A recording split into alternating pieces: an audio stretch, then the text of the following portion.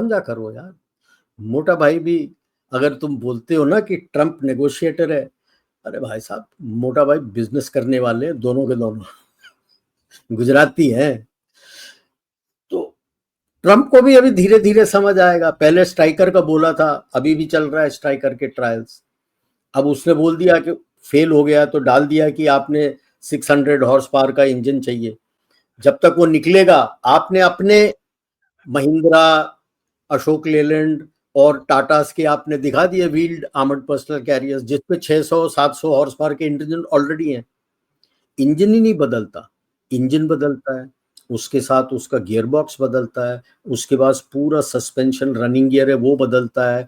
The whole body has to be strengthened because the vibrations are different. तो मतलब you have to go back to the design board, replan it and come. कब तक आता है देख। गलत बात यही कर रहे हो हालत सर होना है। आप पूरा सीक्रेट बता रहे हो सर, ये गलत बात है। यही हालत होना है F-35 का भी। उसको भी बोलना हाँ ले ले ले ले भाई। अब एयरफोर्स करेगा, इसमें ये है, उसमें वो है, इसमें ये है, उसमें वो है, थैंक यू। वो करते करते वर्चुअली रीडिजाइन करता रहेगा, तब तक हमको जो दूसरा चाहिए था वो मिल जाएगा और उसके साथ हम आगे निकल जाएंगे।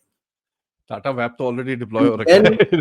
and then by the time he comes back, it's outdated यार, कुछ नया बताओ बोलेंगे। He had an option the first time around when you were very keen on F-22. Yeah. He didn't give. He thought F-16 उसको रिकन्फिगर करके F-21 ये वो मिल कुछ कर लेंगे। अभी वो कर रहा है ना कि मैं पाकिस्तान को F-16 दे दूंगा तो अमेरिका US शायद अपना इंडिया शायद F-35 के लिए मान जाए।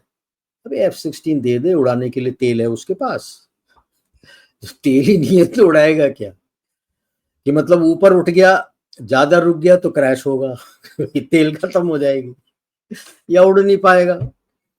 क्या एक स्क्वाड्रन का 2-4 जहाजी, 1-2 जहाजी उड़ा पाएगा? So now when you look at the overall scheme of things, it is very clear which is coming out based on IMEC. It is India, US, Russia. China dog house में चला गया है and Europe तो अभी out house में है। ज्यादा चीपों करेगा तो डॉग हाउस ने तो उसके डॉग हाउस का भी आउट हाउस जो है वहां चला जाएगा। It what Jaishankar ji always says that any institution that you have must reflect the current geostrategic environment. आज के environment में what does Europe bring to the table? Nothing. Nada, nothing. Right. But you do have US which brings something, you have something, Russia still gives something. China could have given something, but the manner in which they come to the table, it has become a no-no for everybody. We don't want anything from China. It's gonna be That like is that. the whole issue. The manner in which they bring something to the table, it weakens everybody else. So you don't want. So he's out. तुम अपना game खेलते रहो. And now their biggest worry is your spheres of influence कहाँ निकलेगा. Okay. So US is not going to leave Europe. It will have its say on Western Europe. Will they agree that Eastern Europe goes back under the umbrella of Russia?